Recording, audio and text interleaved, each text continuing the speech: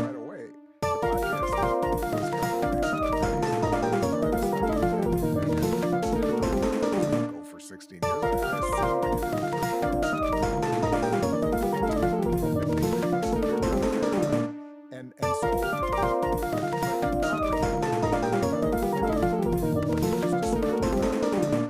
people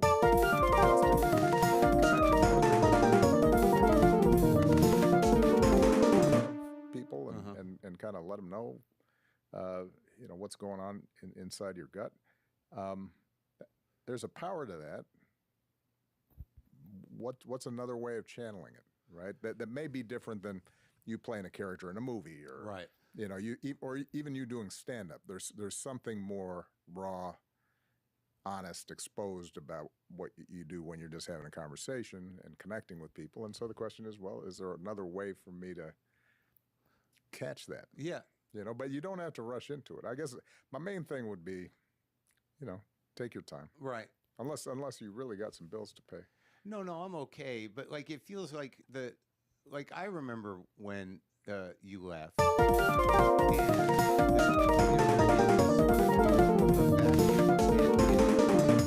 Obviously my responsibility to my audience is different. But how do you sort of, did you feel the weight of that responsibility? Yeah. I mean, what was unusual for me was obviously what I represented.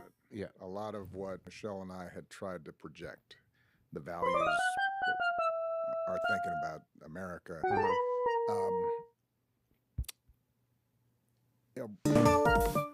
My successor seemed to represent the opposite. Right. Not seemed, did. Yeah. And so I think there was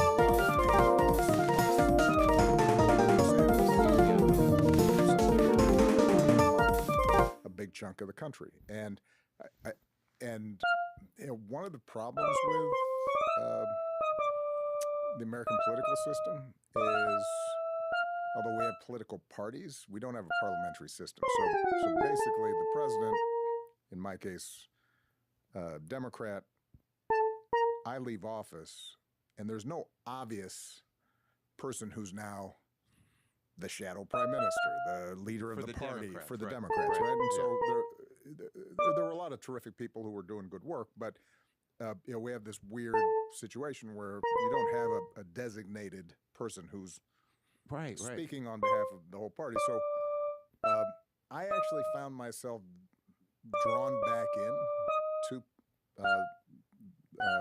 day-to-day politics or commentary more than I had wanted to be. After the second term. After in 2017, 2018.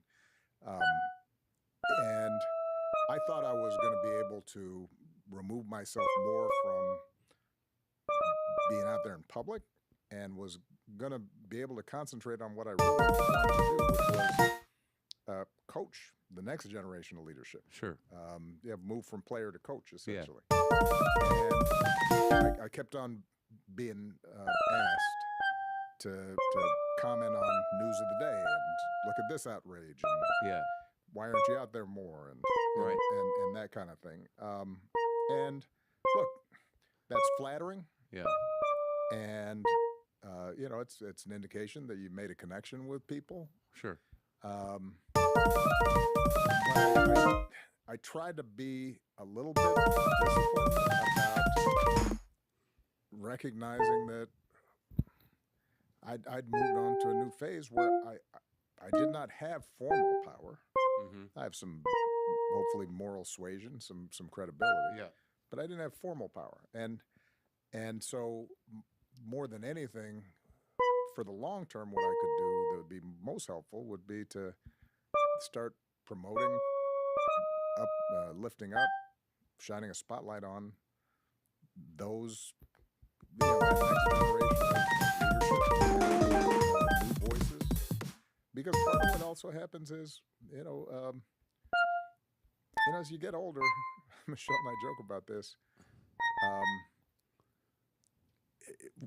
no matter how much you want to pretend otherwise, you're starting to get a little out of touch. You're not completely, plugged into the zeitgeist. And it happens naturally. It just happens. Yeah. I mean, look, I don't. My brain doesn't register TikTok. Yeah, mine either. The same way that it does my 16-year-old niece. Right. Right. You got to get a guy to do it for you. It's not just the technology itself. It's that I'm not plugged in. I'm not relating to the cultural, stream in the same way that somebody who's 20 or 25 or even 35 is. But that's an interesting point, is that, human connection, TikTok and like when you and I did the podcast, 2015, the landscape was not as glutted. Instagram didn't have the power it does. TikTok, I don't even know if it was around. No, not that I remember. And, there was a way of making a real connection. And it seems like a lot of these platforms now, like TikTok, is just an inundation of stuff. Like I know when I talk to you, and I can feel it, and you can hear it, that there's a human connection. It seems like, that's necessary. Yeah, I've been wrestling with this for a while. People talk about me being the first digital president, and that's true. Obviously, the internet existed before me, but when I came into office in 2009, the smartphone was not widely around. And so the smartphone comes out around 2010. Facebook, Twitter is just taking off.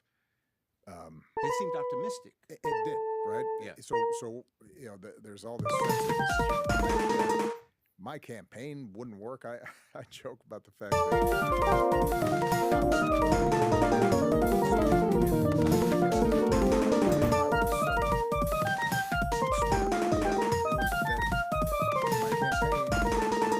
that I had to rely on a bunch of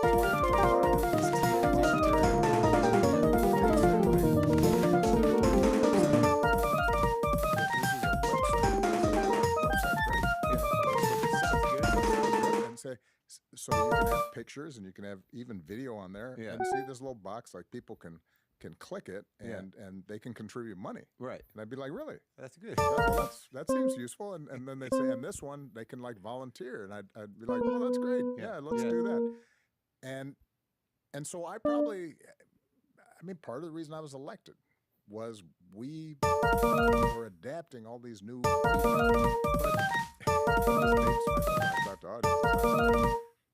my social media, our social media was MySpace and Meetup. Right.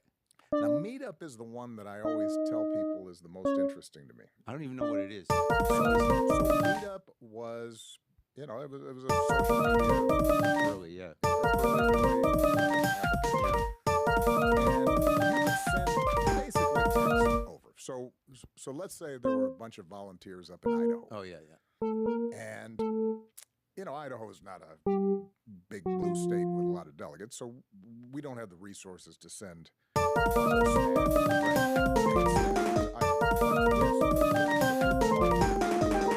some people, some supporters. They send us a message saying, hey, we're Idahoans for Obama. Yeah. And we'd love to build we think, you can win this state. And so we go, all right. So we'd send a bunch of information through Meetup, and we'd give them the app. And basically, what the app you could send out.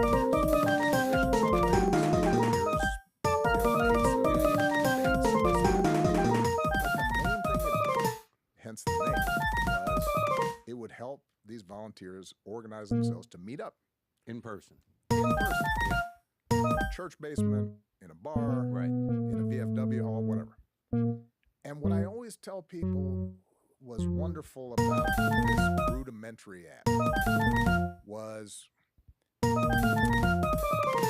they'd show up when they actually met in person.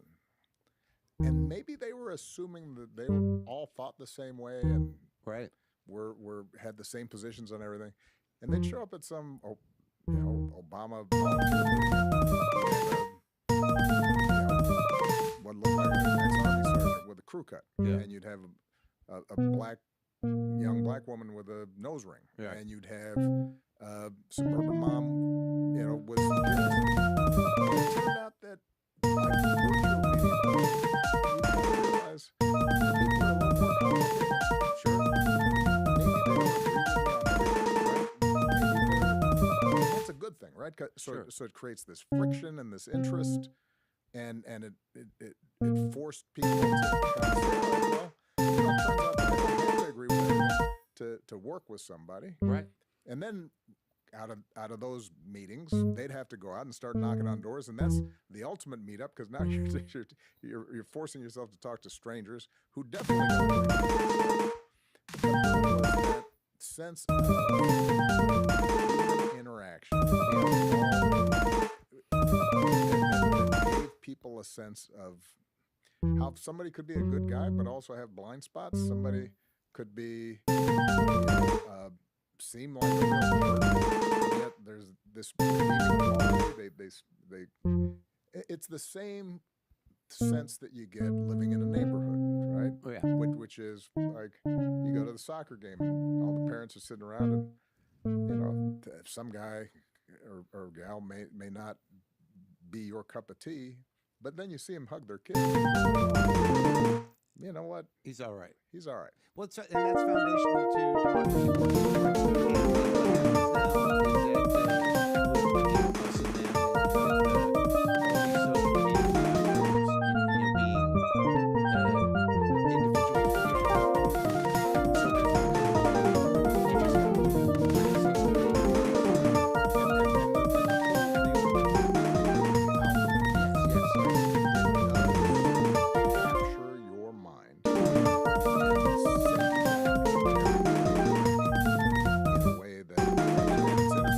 I said, like, my brain doesn't work that way. Right. But I'll be honest with you. With me, it's mostly like sports videos. Yeah, sure. But I see how this mechanism works. Where you can just get on the algorithm is powerful, and you will suddenly be consumed by this thing.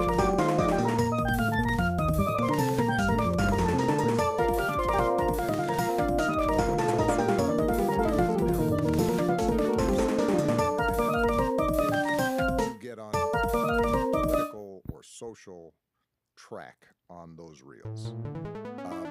It's hard to break. It'll break your brain. And it's so terrifying and disturbing that where you don't,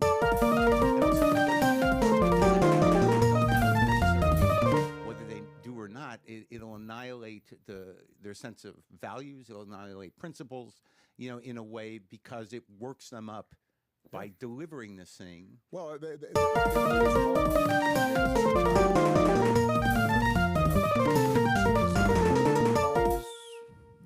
social media apps are set up, a lot of that is science-based. That arose out of figuring out how to make addiction, right?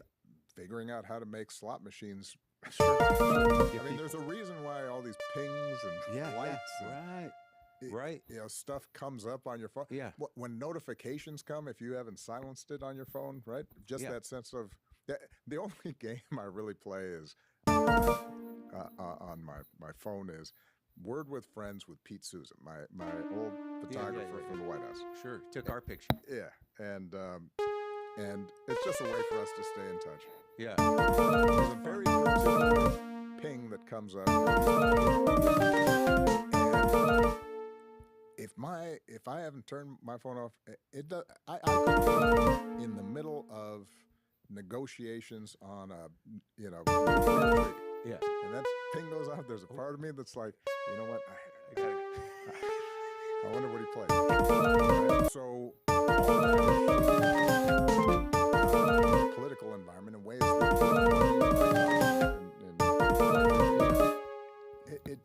that didn't exist, and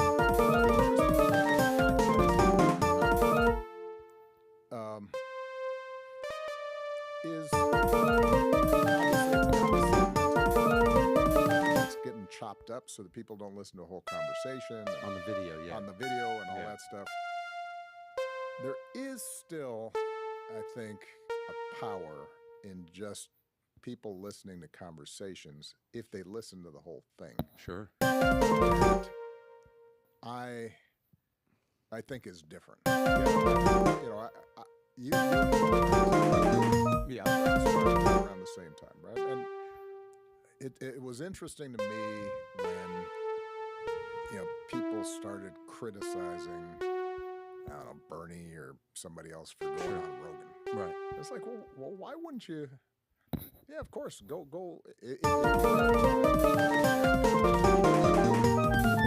That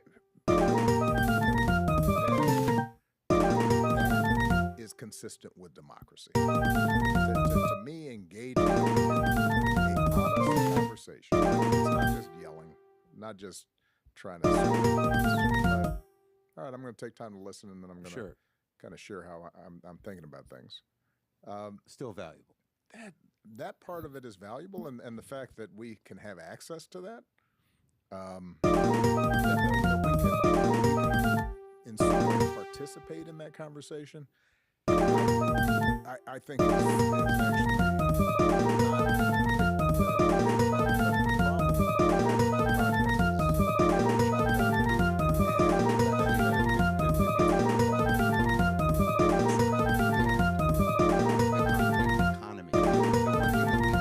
always keep it audio, so that it's harder to clip audio. correct. And the people that listen to my show Yeah. are in for the whole conversation. And I think what you're talking about, which I try to understand or realize that there's a tribalization in terms of even Bernie goes on the show, that Bernie is focused, to say. Yeah. But in that context,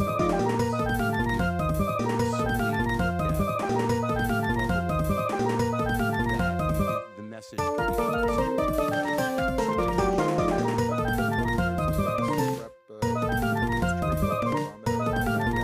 Oh, that guy's good, right? He's terrific, really talented young man, and it does require certain confidence in your actual convictions to debate and have a conversation with somebody who disagrees with you. Something grounded about him that you had it too. You know what? The work is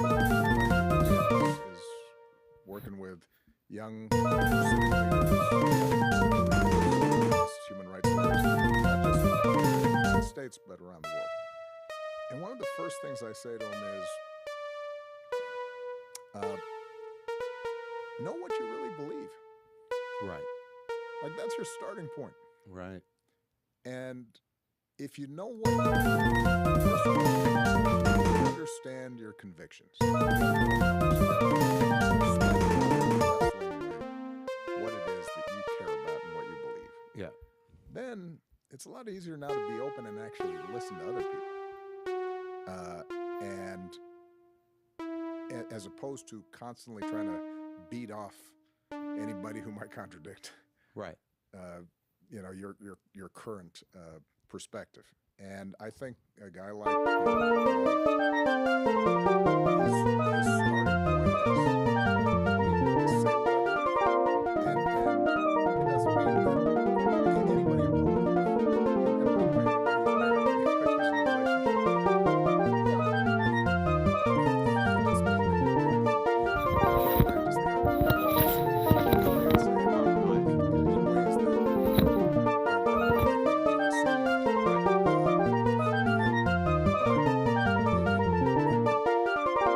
public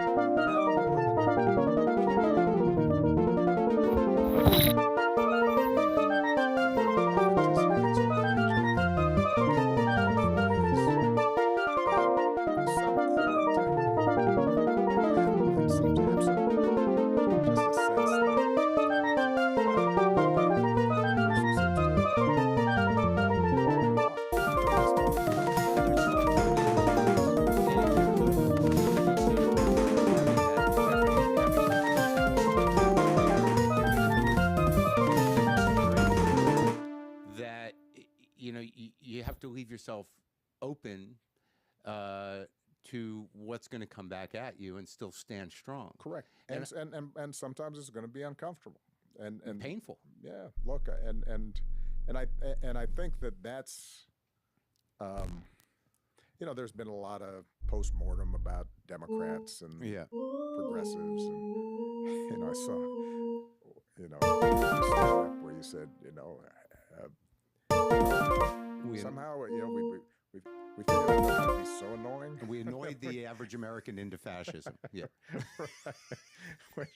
Which cracked me up because I wasn't as funny about it. 4, 5, 6 years ago, I'd say, you can't just be a scold all the time. You can't constantly lecture people, acknowledging that you've got some blind spots too, and that life's messy, and and so the.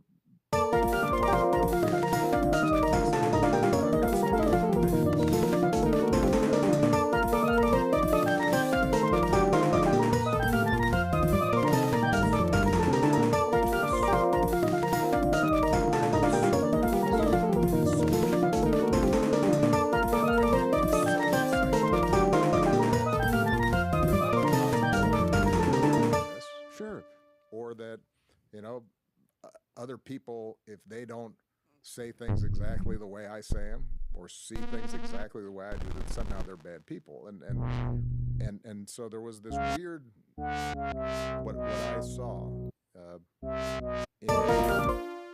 and I think this was a fault of some progressive language, was almost asserting a holier than thou superiority that's not that different from what we used to joke about, coming from the right and the moral majority, and a certain fundamental about how to think about stuff that I think was dangerous. But because it was also a single issue. Yeah. That if you have progressives like and how you straddle this stuff in general with being constantly attacked by everybody. And then you have the left who are like, well, he droned a lot of people. Yeah, I get my ass kicked. Right. But it seemed like the intention on your behalf, and I noticed this is something that happened to me recently. I was in Canada, for a couple of days, and I was talking to somebody up there, and I said the best thing that they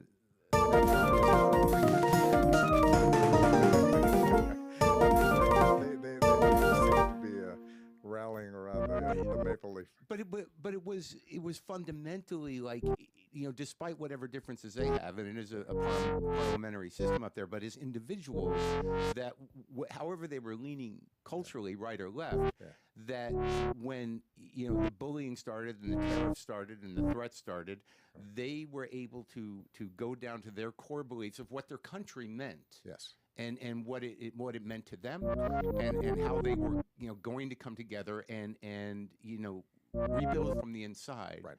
So we don't have to deal with this. But it struck me as to and I know the answer to some people, how are we not capable? How is it that most people don't understand the civic responsibility or the civic structure of how this country is supposed to work outside of the people that are shamelessly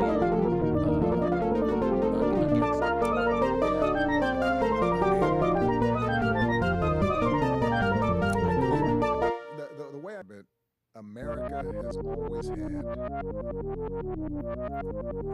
warring narratives. A lot of American history is a war of ideas, right? And I gave a speech.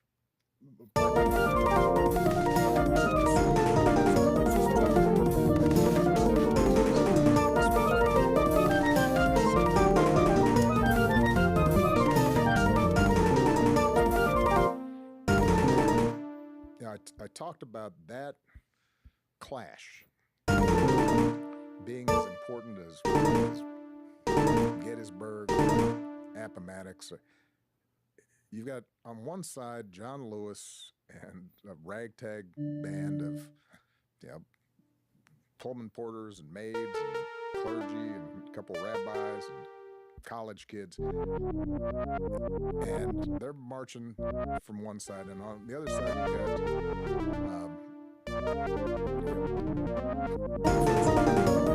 horseback, fire hoses and dogs and all that.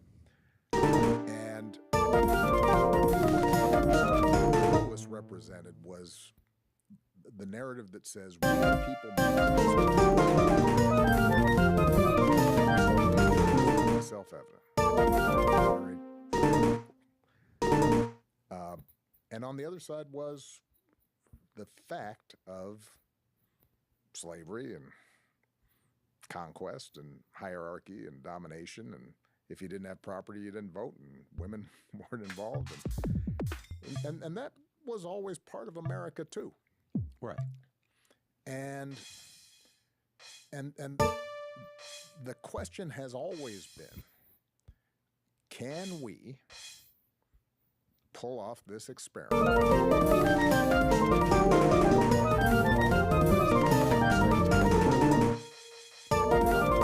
Worship God in the same way, or worship God at all. They speak different languages. They have all these weird foods. They show up with these odd customs, and some of them were dragged in chains, and some of them had their land taken from them and their culture destroyed. And out of all that, can we create a shared creed? Peacefully together and get stuff done. And on the other side, there has always been the idea that no, we the people means something very particular. Yeah. At each stage, and look, this led to ultimately Civil War, but even after Civil War, you get Jim Crow and Reconstruction and the Klan, and you in this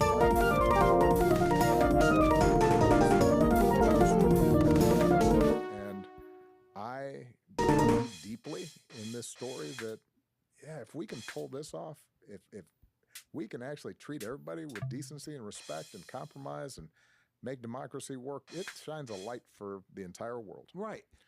And the other path of tribe and a zero-sum game and everything's dog-eat-dog and a competition, and you try to take advantage of the other person because they're going to try to take advantage of you, and if they don't look like you and they don't believe what you do and they have a different faith in you, that they're a threat to you, that is the path that leads to things like World War II, the Holocaust, and slavery, and Rwanda. We see how that plays out. Yeah. And so the question is, can the better, in my mind, can the better story win? And I think that after World War II, you and I are basically the same generation. We grew up in a monoculture with, and as flawed as it was, with TV and Walter Cronkite, and we were all watching the same things, we were seeing the same things, we were listening to the same things.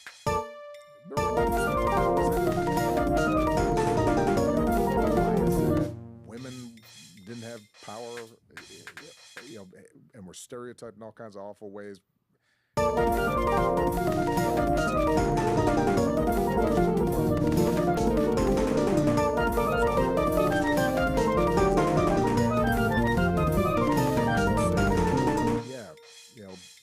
We can all pledge allegiance to the flag. We can all, feel that we are full-fledged,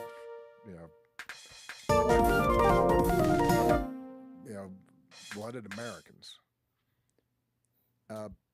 because we believe in these ideals. And what you're seeing right now is a reassertion of this idea of like, nope, if you don't look a certain way, you don't think a certain way, you don't practice a certain faith, you're not a real American. And I started to see this during that's what birtherism was about, right? Yeah.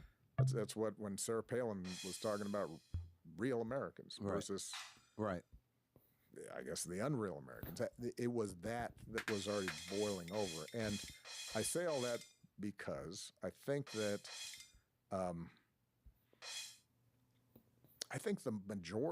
the vast majority of Americans, I think still believe in that creed, that sense of unity, that sense of a shared narrative. But it's not reinforced a lot in the media, and that's where we get back to this whole issue of social media. You don't hear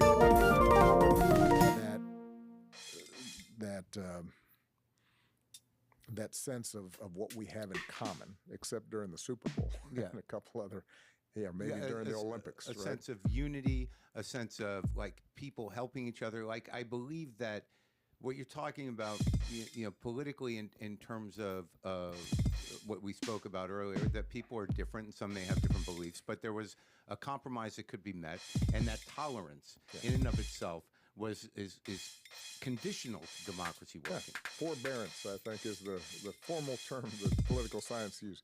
You have to put up with folks. That's right.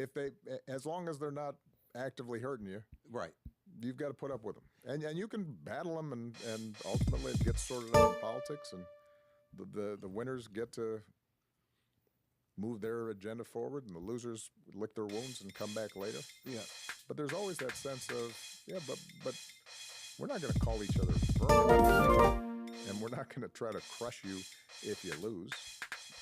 That's right. But we're not going to target you. But the brains have been, broken, through exploiting.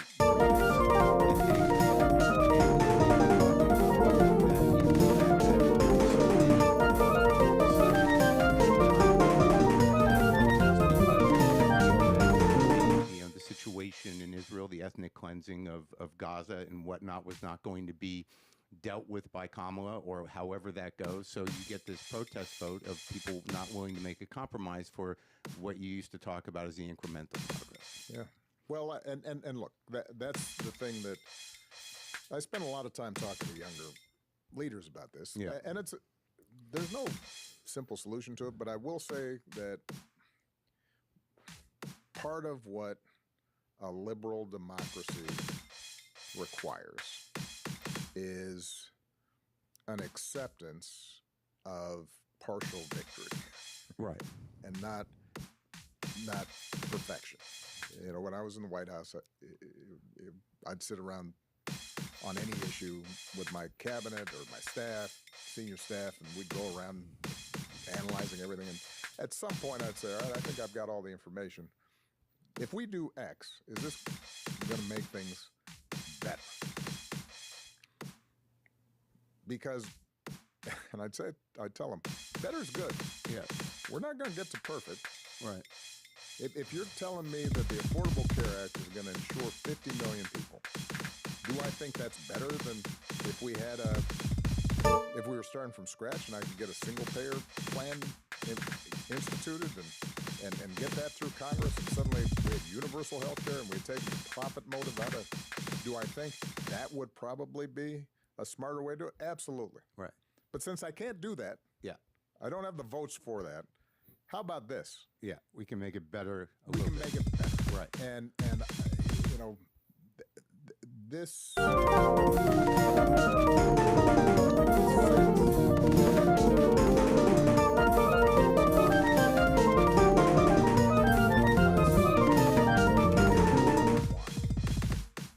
I think